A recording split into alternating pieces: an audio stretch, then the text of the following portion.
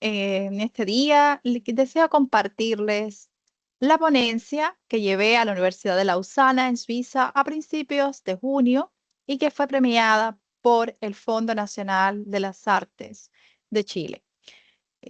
Voy a compartir la presentación. En esta ocasión participé en la actividad Invertebrados, animales sin huesos en la cultura hispánica. La ponencia que presenté se titula Ni esqueleto ni permanencia, una mirada descolonial a los invertebrados en las artes visuales de Chile y Cuba. El proyecto, premiado por el Fondo Nacional de Desarrollo Cultural y las Artes, también conocido como Fondart en Chile, llevó el folio 847720. En la ponencia tomé como objeto de estudio a los animales invertebrados en las artes visuales de Chile y Cuba entre 2000 y 2025. Sostuve la hipótesis de que los artistas seleccionados abordan a los animales invertebrados en un arte de resistencia decolonial que enfrenta las políticas globales y nacionales para el cuidado de la vida, incluyendo a los animales y, como parte de ese reino, a los humanos, así como al ecosistema. Por tanto, me propuse valorar la intención decolonial en esos abordajes. Al acercarme a este tema, he notado algunas coincidencias que han inspirado el basamento teórico que propongo y a imaginar posibles relaciones entre las artes contemporáneas y la vida de los invertebrados. Esta posibilidad de vincular dos mundos tan diferentes en puntos de semejanzas que se intersecan con la política, junto a las sensaciones y las actitudes de la vida cotidiana, me ha motivado uno de los mensajes más sugerentes, más emotivos, incluso al nivel de las conversaciones familiares o los paralelos que a diario hacemos entre nuestras vidas y las de los invertebrados, sobre todo por su tendencia a liberarse del exoesqueleto, al que comparo con el ropaje, el contenedor, la envoltura, el deber ser, la apariencia o el cascarón viejo cuando madura la masa interior y se imponen los cambios necesarios. Pero es también la huella, la falsa presencia que sugiere una ventaja cuando la intención es despistar. En un principio comencé por relacionar las artes visuales contemporáneas con el mundo de los animales, en una suerte de equivalencia que permite visualizar cómo ese arte ha desarrollado la resistencia ante los modelos establecidos de valor. Sobre todo pienso en el arte desde la mitad del siglo XX, modelos de valor que en sus aspectos abarcan la relación entre las materialidades y lo imperecedero y que en función de ello enfatizan la nobleza de los materiales o la validación del derroche de la materialidad en grandes y medianos formatos que se acompañan de elaboraciones complejas, sofisticadas, a menudo manufacturadas, para asegurarse del sentimiento de consagración del artífice al arte y su grandeza. Estos aspectos son, a su vez, muy caros para el mercado del arte, medio de vida, pero también esclavitud, deber ser, cárcel de la cual las artes han bebido al tiempo que la rechazan. En paralelo voy de la amplitud del reino animal a los invertebrados, a observar sus particularidades. La reducción y hasta el desecho de las estructuras duras junto a sus mínimas dimensiones. La fértil capacidad de reproducción, incluso la amplitud de su diversidad en el reino animal al punto de conformar la mayoría de las especies del mundo. Como una paradoja de su pequeñez y supuesta fragilidad, los invertebrados son esenciales por sus labores para la renovación de los ciclos vitales en el ecosistema, junto al trabajo en cadena. Cada uno de esos aspectos me animan a imaginar una relación que no deja de ser logocéntrica y antropocéntrica, no me quedará otra opción que asumirme como tal, y que se esfuerza en la perspectiva descolonial a partir de la homologación o los paralelos entre el hacer artístico y los invertebrados. A partir de ello, pienso en cómo estas propuestas se insertan en las variantes artística y teórica de las ecopoéticas y sus fundamentos en los cuidados, cuyos marcos conceptuales a su vez enfatizan la interdependencia y la importancia de lo común. A partir de esa primera fabulación he querido detallar algunos rasgos que sustentan la posible analogía, al observar que los invertebrados carecen de espinazo y en el proceso de crecimiento y mudanza renuncian al exoesqueleto, noto la paradoja de su supuesta fragilidad y la fortaleza que conlleva la renovación, aunque implique dejar detrás sus contenedores, corazas y protecciones. Unido a ello, pienso en lo prolífico de su reproducción y la capacidad de movimiento en diferentes superficies y largas distancias, el trabajo en cadena que fortalece a la productividad por el bien común y finalmente, luego del cumplimiento de sus labores en función de la comunidad, la disposición de sus resultados y la renuencia de sus cuerpos en función de la cadena alimenticia. En paralelo, encuentro en el arte crítico contemporáneo a un correlato de la naturaleza y de la resistencia de los invertebrados, tanto para liberarse de los estatutos tradicionales del arte como de la productividad capitalista. De tal manera, regreso a la tendencia a la desmaterialización que entronca con el carácter efímero del arte. En esa conjunción encontramos el paso por los gestos, las percepciones intangibles de los sentidos, lo minimal, lo povera, el land art hasta la codificación digital. A su vez, el arte ha defendido la negación de la obra única en favor de la reproductibilidad, con lo que contradice la sacralización de las obras y del autor genio, dos instancias únicas, excepcionales. De hecho, busca integrarse a la vida cotidiana y para ello conquista los espacios, trastoca su apariencia entre lo monumental y lo portátil. A veces los conjuga en dependencia de los materiales y las técnicas de reproducción. Exactamente. Se ha expandido desde la bidimensionalidad del objeto, con dimensiones y ubicaciones concretas, a las instalaciones y la fotografía aérea, del museo tradicional al site specific, la intervención o la expansión global mediante la Internet. En este paso de obra contenida en museos a obras contenedoras a lo largo de las ciudades y simultáneas alrededor del globo, las comunidades involucradas en la creación, la exhibición y la recepción son cada vez mayores. Con esa dimensión colectiva y la negación del autor genio, entronca también la negación de la autoría individual en favor del remix, ese reciclaje de contenidos y expresiones que, a semejanza de disposición de los cuerpos de los invertebrados en la cadena alimenticia, se basa en la renuncia a lo individual y a la entrega para la alimentación de los otros. Con vistas a profundizar en el objeto de estudio en el futuro, he definido un conjunto de aspectos del que pudiera derivarse un instrumento de análisis. Entre esos aspectos propongo considerar los tipos de invertebrados abordados, las técnicas de realización artística, los mensajes políticos y sus recursos expresivos, los diseños y signos visuales, la relación de la materialidad, la espacialidad y la temporalidad, los procesos de reflexión, realización y exposición, y las condiciones de archivo y conservación de las obras. Para esta ocasión propongo presentar una mirada general a un conjunto de obras de Chile y Cuba que he copiado y sobre las que profundizaré en el futuro. Este paneo subraya las inquietudes ecológicas y las técnicas, junto a los soportes y materiales utilizados, en los que se cifra también lo político. Un primer ejemplo muy valioso para la historia del arte chileno es Moción de Orden, de Lotti Rosenfeld. Se trata de una cadena de intervenciones.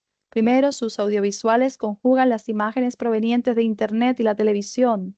Segundo, con estas crea videoinstalaciones que proyecta sobre superficies o soportes no convencionales de los espacios públicos e institucionales, como los museos, galerías, el centro cívico, el metro, los camiones y muros de Santiago, hasta el estrecho de Magallanes.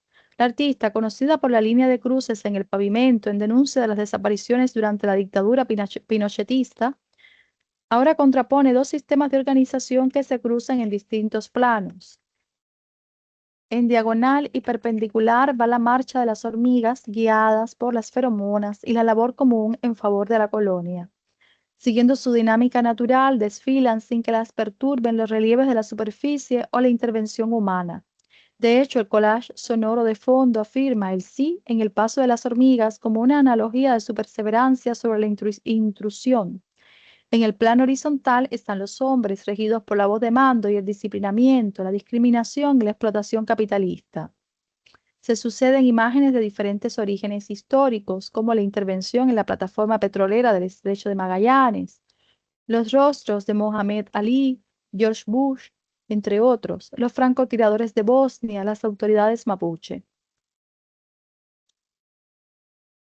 Otro conjunto de artistas coincide en un mismo periodo, alrededor de la pandemia de COVID-19, en el giro de sus intenciones hacia la ecología y los animales, con una dedicación particular hacia los invertebrados. Incluso es notable el vuelco de las técnicas previamente sostenidas en sus carreras a estas temáticas. Los tres artistas que propongo reconocen que durante la pandemia tuvieron mayores condiciones de reflexión y contemplación de los ambientes domésticos. En ellos los insectos ganaban espacio, tal vez como lo hacían siempre, pero sin que fueran observados con tanta dedicación y empatía. La conciencia sobre esas vidas de pequeñas dimensiones canalizó en manifestaciones manuales de tipo artesanales. Lo vemos, por ejemplo, en las series de escarabajos y artrópodos de Claudia Suárez Hanson, realizadas en bordados sobre tela impresa con ecograbado. Durante la pandemia, el artista convivía con algunas enfermedades y los temores que obligaban al encierro. Sin embargo, los insectos paseaban de un ambiente al otro en la casa como una compañía para la humana, un ejemplo de perseverancia o sencillamente una invitación a la vida. Ella cuenta que trataba de protegerlos y pisaba el suelo con más cuidado que de costumbre para no matarlos. Observaba detenidamente sus detalles hasta que los reprodujo y recreó en las series.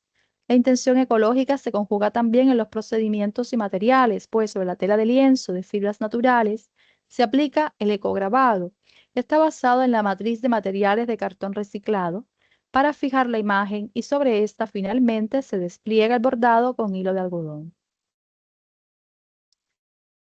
Experiencias semejantes relatan Mónica Bengoa y Danilo Espinosa, quienes desde 2021 compartieron un proyecto conjunto de conceptualizaciones e inquietudes hasta concretar la exposición bipersonal Insecta, Relatos con Lupa. Sobre sus intenciones, Espinosa afirma: con este proyecto buscamos poner atención en lo ordinario, lo imperceptible e ignorado, los insectos y sus actuales condiciones de riesgo en nuestros ecosistemas. Seres que, como él reconoce, cumplen un rol fundamental en la naturaleza y que con su pequeñez y presencia cotidiana son descuidados. A tono con sus palabras, Espinosa aporta al dueto de la serie Insecta, compuesta por obras gráficas que en principio se vale de la fotografía para completarse en recreaciones de humo sobre papel, materiales que como correlato de las imágenes también refieren los fenómenos y recursos naturales a partir del fuego y el árbol. La serie se vuelca a los insectos vinculados a la vida que emerge luego de la muerte, como moscas, avispas, escarabajos y polillas. Son vidas consideradas a menudo como repulsivas por ser los descomponedores de otros cuerpos inertes. A tono con su exaltación, el artista reproduce en medianos formatos las figuras diminutas. Su estética sugiere la exaltación de la belleza mediante las siluetas y las transparencias. También motiva la reminiscencia misteriosa del impenetrable que se expande en el fondo oscuro, al otro lado del velo de las alas. Quizás su homenaje se extienda también a los otros cuerpos que murieron antes en el ciclo constante de la vida. La serie Relatos a ras de suelo de Mónica Bengoa abarca diferentes estadios. Primero, ella colecciona insectos encontrados o regalados por otros. Luego los deposita en unas cajas con diferentes compartimentos. Finalmente, se inspira en sus formas y dimensiones para reproducirlos en tamaño natural con el detalle del miniaturista. Pasa de la fotografía al ecograbado para llegar al bordado manual sobre tela de algodón. De esa manera, el artista recrea los pequeños cuerpos en grandes lienzos, a cuyos pies acompaña con frases testimoniales de cómo encontró a cada uno de los insectos. Estas evocan la sorpresa del azar cuando a los pies del artista llega lo excepcional, el cuerpo del animal muerto o herido. La solemnidad de su homenaje implica el acicalamiento y la celebración del encuentro de las vidas, del artista y el insecto. A diferencia de las imágenes de Spinoza, las de Bengoa muestran bordados en colores semejantes a los del referente natural, por tanto tiende a ser colorido y de grandes fondos claros. Vistos en la distancia, en la exposición, sobresale la diferencia de tonos, como si Bengoa reprodujera las imágenes en negativo y Danilo en positivo por los grandes fondos negros. Coincidentemente, ambos investigan el paso de la fotografía a lo manual, la belleza de lo que George Perec denomina infraordinario y la interconexión de los organismos.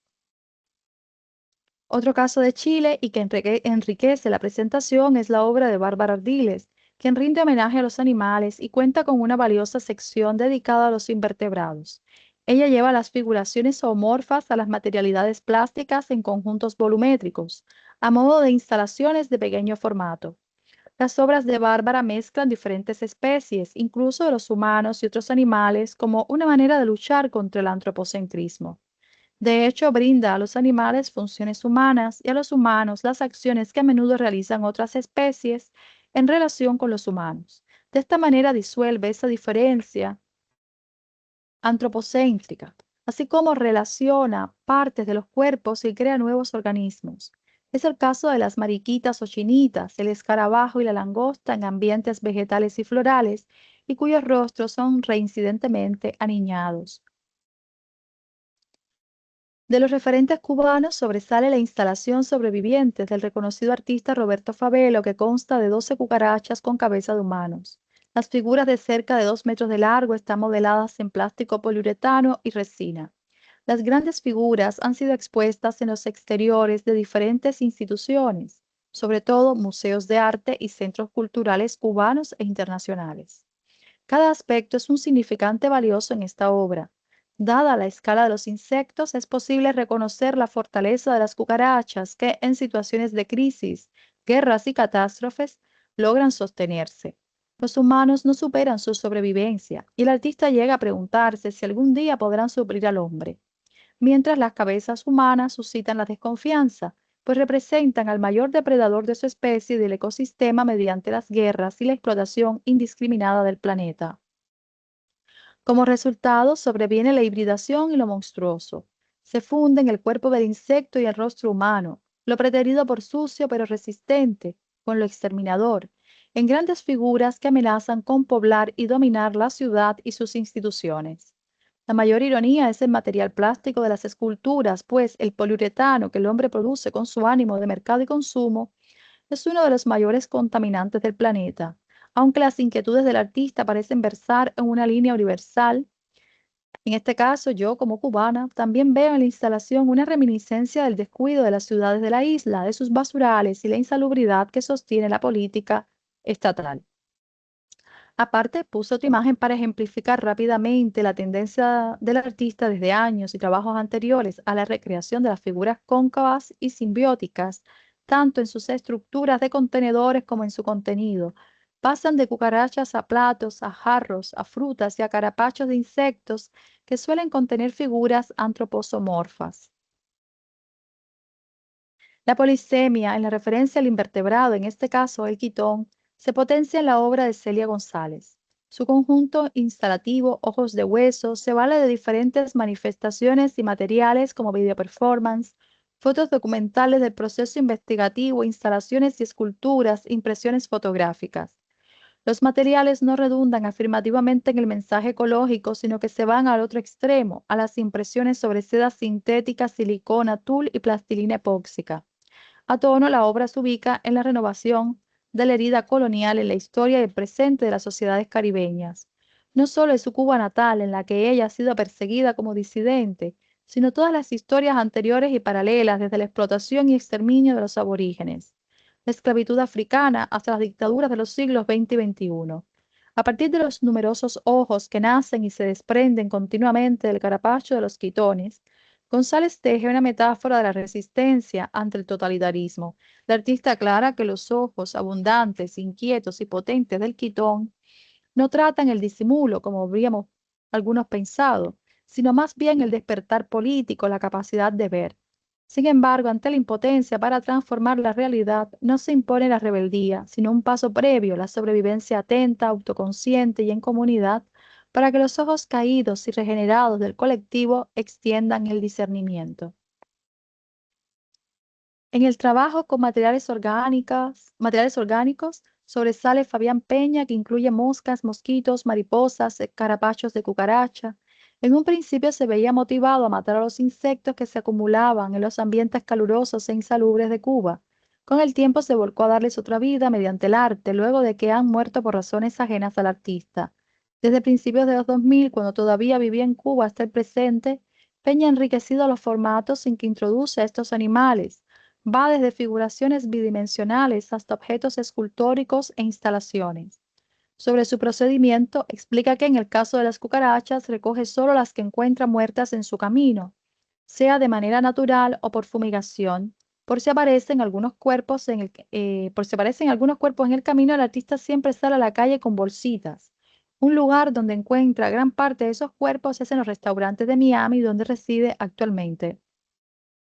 Mientras que las moscas las compra una compañía en Ohio que produce alimentos para mascotas que consumen insectos. Esta compañía vende larvas para que los dueños las críen en casa, pero durante ese proceso siempre mueren algunas moscas. Por esa vía, el artista ha llegado a adquirir cientos de ejemplares. En su instalación Sobredosis, Peña interviene en el espacio de la galería con un amplio dibujo que abarca todas las paredes. La figuración recrea una imagen japonesa dedicada al paisaje, intercalada con frases pensadas por el artista. Los puntos y líneas del dibujo son resueltos con los cuerpos y alas de las moscas. El primer eslabón de la instalación presenta a uno de estos insectos dispuesto a extender sus grandes alas y a abarcar el espacio de la institución artística. Ese parece ser el origen del paisaje, el pensamiento, la vida. El referente de las moscas y su materialidad suelen asociarse a lo repulsivo, pero en esta obra adquieren una nueva dimensión estética y simbólica. Lejos de reconocerla como una especie lejana, el artista recurre a la figura del insecto para aludir a experiencias fundamentales de los humanos, como la migración, el desplazamiento y el sacrificio por el cumplimiento de una misión o una tarea. A partir de su amplio dibujo, el artista multiplica esa presencia hasta perturbar al espectador. Entrega al insecto el espacio que usualmente dispone el humano y, para mayor provocación, contradice la excepcionalidad y la pulcritud que se esperan del recinto del arte. Otro ejemplo proveniente de Cuba es el de Alicia Albiza. Su obra Museo propone varias analogías. Una vincula el espacio de exposición y la piel humana, que sirve de soporte a los tatuajes. La otra relaciona las figuraciones y los museos de ciencias naturales.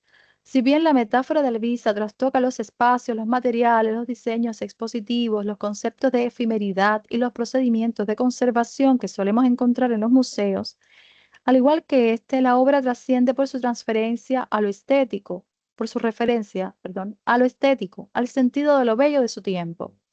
Como señalé en la segunda analogía, la obra presenta lo orgánico, abarcado en la materialidad fotográfica. En este caso, se trata de mariposas a las que el artista simula sujetar con alfileres, como en los museos, donde se practica la taxidermia entomológica. Al igual que en esos espacios, el artista suele exponer las fotografías a modo de vitrinas confeccionadas con acrílico. Glenda León también se inspira en las mariposas en varias obras. En Espejismos 2 lo hace a partir de una mirada distópica y mediante el video para referir la destrucción ecológica y cómo los daños afectan a la totalidad del planeta. En este video pareciera que vemos detrás de una superficie de cristal, tal vez sea la biosfera, que se destruye, se rompe junto a los cuerpos de las mariposas que caen paulatinamente. Junier Mentado es otro artista que presenta a los invertebrados y lo hace a partir de las técnicas de la tecnología digital. Una de sus obras presenta a las luciérnagas en formato de video interactivo, mientras que en este caso que traigo acá, lo hace mediante la robótica, bajo el título Evolución de la Resistencia. Mentado presenta una cucaracha electrónica y de esta manera sugiere la reconocida resistencia de las cucarachas ante las catástrofes, pero con una nueva naturaleza, la digital, que va absorbiendo la vida de los humanos y otros animales, así como afecta al planeta. Si Roberta Favelo nos hace preguntarnos sobre la suplencia de los humanos por las cucarachas, ante la obra de Yusniel Mentado es posible cuestionarnos el reemplazo de los seres vivos por los cuerpos robóticos.